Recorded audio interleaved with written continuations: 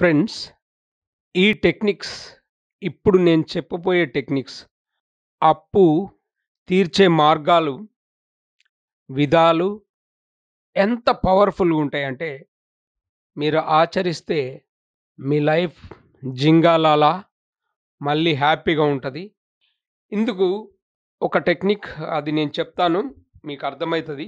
చిల్లర కో సుక్తా కరో, సౌ కో సలాం కరో, హజార్ కో హాత్ మిలావో, లాఖ్ కో లాత్ మారో, అరబ్ కో ఆత్ ఉఠావో.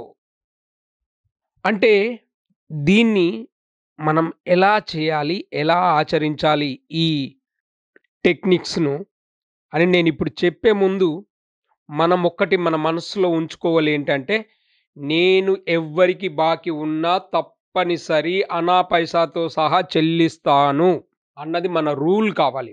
మన డిసిప్లిన్ కావాలి. మన సెల్ఫ్ డిసిప్లిన్ కావాలి. నేను ఎవ్వరి బాకీ ఎగ్గొట్టను. I will pay all happily. That too 100%. ఇంకొకటేందంటే మనం చెల్లించేది టైమ్ అంటే time. By hook or crook. మనం ఎలానా చేసి మనం ఇచ్చిన టైంకు, ఇచ్చిన గడువుకు అప్పు చెల్లించాలి. అండర్ ఎనీ సర్కమ్‌స్టాన్సెస్ ఎలాంటి పరిస్థితుల్లో గూడా మనం పలానా తేదీ నాడు ఇస్తామనుకుంటే ఇవ్వాలి. 6, 100 మనం ఇచ్చేయాలి అంతే. ఇంకా ఎనక ముందు ఆలోచించొద్దండి. ఇక్కడ చిల్లరకో సుక్తా కరో అన్నారు. చిల్లరకో సుక్తా కరో. చిల్లరకో సుక్తా కరో అంటే సపోజ్ మీరు ఎవరికన్నా చిల్లర అప్పులు చిన్న చిన్న అప్పులున్నాయనుకోండి. చిన్న చిన్న అప్పుల్నేం జేయాలంటే ఫస్ట్ ప్రిఫరెన్స్. ఎందుకు? వాళ్ళకు మొదటి ప్రాధాన్యత ఇవ్వాలి. మొదటి ప్రాధాన్యత ఇచ్చి తీర్చివేయాలి. అంటే ఎలా సార్ అంటారా? ఏం లేదండి. మొదటి ప్రాధాన్యత వారికివ్వాలి. ఎలా అంటే, ఎలా అండ్ ఎందుకు అన్నారనుకోండి. చిల్లర వాళ్ళకు ఇప్పుడు చిల్లర బాకీలున్నాయనుకోండి.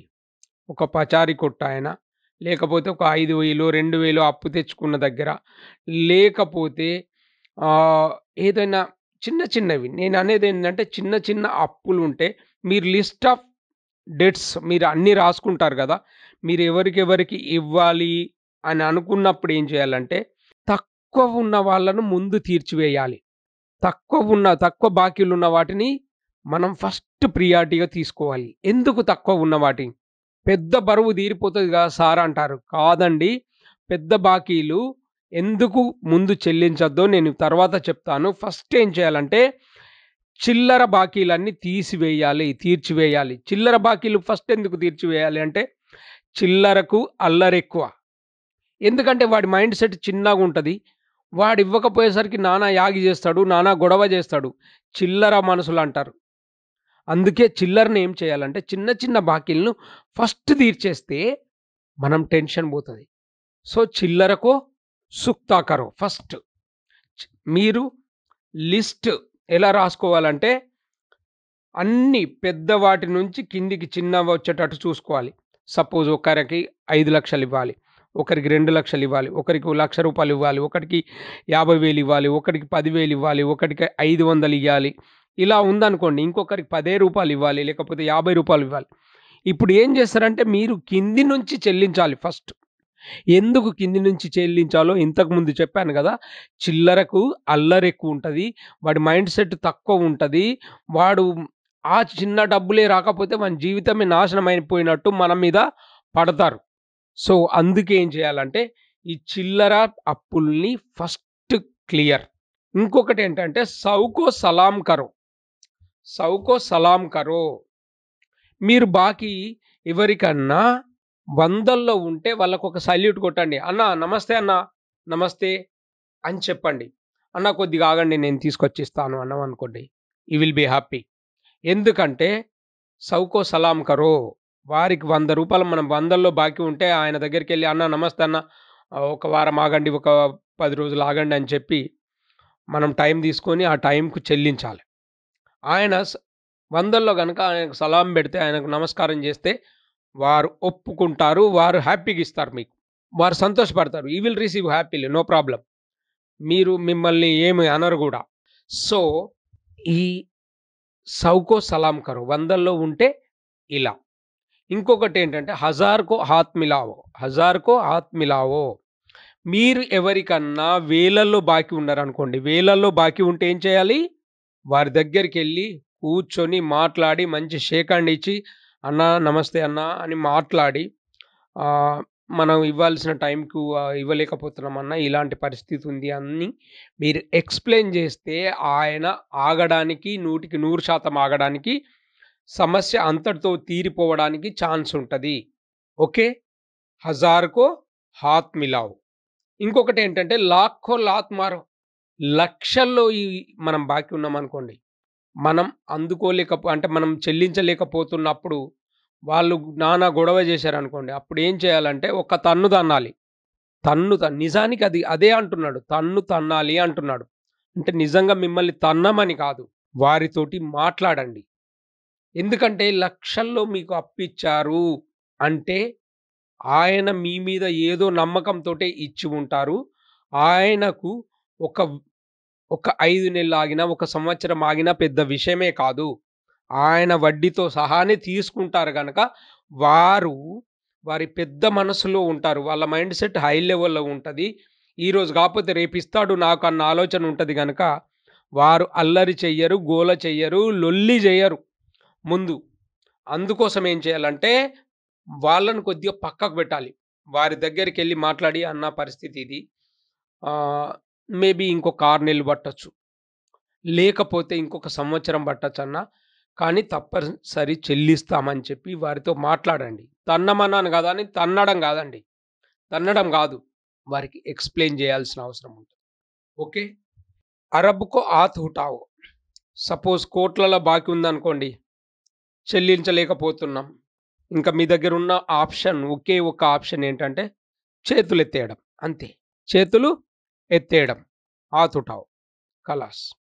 ఎందుకంటే మీ దగ్గర మీరు మొత్తం దివాలా తీసితే ప్రభుత్వము, గవర్నమెంట్ రూల్స్ ప్రకారం మీరు ముందుకు పోవాల్సుంటది. ఓకేనా?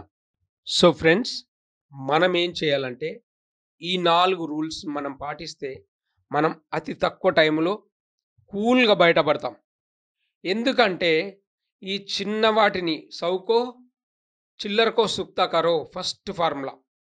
చిన్న చిన్న బాకీలన్నీ తీర్చేసినామనుకోండి. చిన్నయి బాగున్నాయనుకోండి వాళ్ళను ఓకే.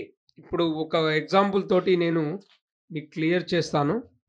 అది అంటే పీడీఎఫ్ గూడా పెడతాం. So that you can get an idea easily. మీకు ఈజీగా అర్థమైతది. ఏంటంటే సింపుల్‌గా మీకున్న అప్పులనన్నిటిని లిస్ట్ చేసుకోండి. ఆ లిస్ట్ చేసుకొని పెద్ద వాటిని ముందు రాయండి. చిన్న వాటిని చివరి దాకా రాయండి. ఇప్పుడేం జేయాలంటే కింది నుంచి ఎన్నున్నాయో ఆ కింది వాటిని సపోజ్ ఒక 10 మంది అప్పులు ఒకాయనకు సపోజ్ మీరు అంటే నేను మామూలుగా చెప్పేస్తున్నాను. ఒకాయనకు 10,00,000 ఇవ్వాలి. ఒకాయనకు 5,00,000 ఇవ్వాలి. ఇంకో ఆయనకు 2,50,000 ఇవ్వాలి. ఇంకొక ఆయనకు రూ. 1,00,000 ఇవ్వాలి. ఇంకో ఆయనకు 50,000, 20,000, 10,000, 500, 1000 ఇలా ఉన్నాయనుకోండి. వీటన్నింటిని మనం ఏం చేయాలి అంటే సపోజ్ మనకొక అమౌంటొచ్చింది. మనకొక 4,00,000 వచ్చినాయనుకోండి. 2,50,000 ఉన్నాయనకిచ్చేసి, 1,00,000 ఉన్నాయనకిచ్చేసి, 50,000 ఉన్నాయనకిచ్చేస్తే, ఇంక కింద చాలా మంది చిన్నవాళ్ళుంటరు. వాళ్ళకు మనం ఈ చిన్న వాళ్ళను చాలా మందిని ఎగరగొట్టామనుకోండి, వాళ్ళకి చెల్లించేసినామనుకోండి, అంటే 10 మంది వచ్చి మనం టెన్షన్ పెట్టే బాధ నుంచి తప్పించుకున్న వాళ్ళమైతాం. ఇగ మిగతా పెద్ద మనుషులుంటారు గదా! వాళ్ళతోటి మనం సావధానంగా మాట్లాడుకొని, మనం రిజాల్వ్ జేసుకొని చెల్లించేయచ్చు. Okay friends. ఇది వెరీ పవర్‌ఫుల్ యాక్చువల్లీ. నాకైతే నా జీవితంలో ఇది సూపర్. నేను ఇదే ఆచరిస్తాను. ఇంకొకటేందంటే ఆహ్, మనం అప్పు ఇచ్చిన వ్యక్తి, అప్పు తీసుకున్న వ్యక్తి గూడా బాగా హుందాగా, మర్యాదగా ఉండాలి. ఎందుకంటే మనం ఏదో డబ్బు ఇచ్చినంత మాత్రాన నేను తురుమ్ ఖాన్, షేర్ ఖాన్, ఆ ఖాన్, ఈ ఖాన్ అని ఏమి ఉండదు. చెవులు పట్టుకొని లాగుతారు. ఎదుటి వ్యక్తిపై దాడి జేయడం, కొట్టడం, తిట్టడం లాంటి ఆహ్, స్టూపిడ్ పనులంటారు. ఇలాంటి చిల్లర పనులు జేయొద్దు. ఎందుకంటే ఇచ్చినంత మాత్రాన నీకు బానిసలాగా ఉండాలని గూడా లేదు. సో, ప్రతి వ్యక్తికి వారి గౌరవాన్ని కించపరచకుండా సగౌరవంగా ఇచ్చే పరిస్థితులు మనం క్రియేట్ చేసుకోవాలి. తీసుకునే పరిస్థితులను గూడా మనం క్రియేట్ చేసుకోవాలి. అంతేగాని మనము గొడవ చేసే పరిస్థితులకు ఎప్పుడు వెళ్ళొద్దు అని నా అడ్వైస్. ఇంకొకటేందంటే ఇంతకు ముందే చెప్పాను. అప్పు కంపల్సరీ టైంలో తీర్చాలి. టైంకు. అంటే ఆలస్యం అమృతం విషం అన్నారు. మనం ఆలస్యం చేసుకుంటూ వెళ్ళామనుకోండి, అంటే సోమరితనం ఏమైతది మా వాళ్ళు అనుకుంటూ పోతే, ఆ మా వాళ్ళన్న వాళ్ళు ఒక్కసారి మాను పట్టుకొని వచ్చి కొడతారు. అలాంటి పరిస్థితొస్తది. అందుకే మనం ఎట్టి పరిస్థితుల్లో, ఎట్టి పరిస్థితుల్లో డిలే చేయొద్దు.